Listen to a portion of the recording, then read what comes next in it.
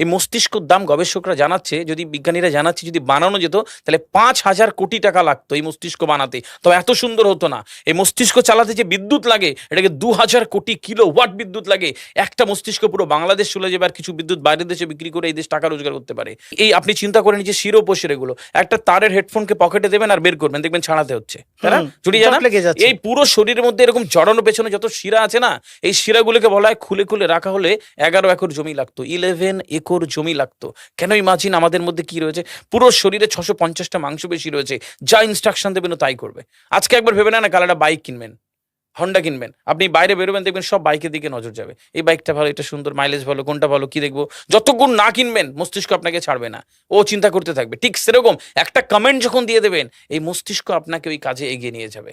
পৃথিবীতে মানুষ না বেসিক নিডসগুলো ফ্রি পেয়ে গেছে। ভাবুন তো একবার, পৃথিবীর সবচেয়ে লাক্সারিয়াস ড্রিঙ্কের নাম জানেন? পৃথিবীর সবচেয়ে লাক্সারিয়াস ড্রিঙ্কের নাম হচ্ছে পানি। পানি, জল।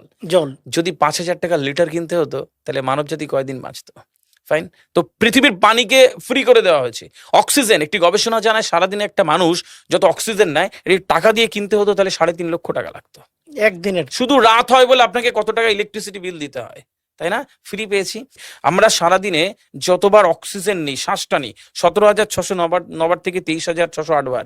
এই যার একবার দমের কষ্ট সে জানে একবার শ্বাস নিতে কত। তাহলে বেসিক নিডস গুলো তো ফ্রি, আর বাকি জিনিস আল্লাহ সুবহানাহু ওয়া তাআলা দিয়ে দিয়েছে। আপনার আমার জন্মের সময় সব দিয়েছে, একটা উইল পাওয়ার ঢুকিয়ে দিয়েছে, যেটাকে বাংলা ইচ্ছা শক্তি বলে।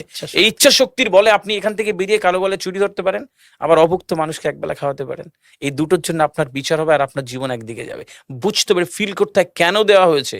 আমরা বেশিরভাগ মানুষ দেখবেন নামাজে দাঁড়ানোর সময় যে কোনো একটা ঘেমো গন্ধওয়ালা পোশাক পরে নামাজে দাঁড়াই।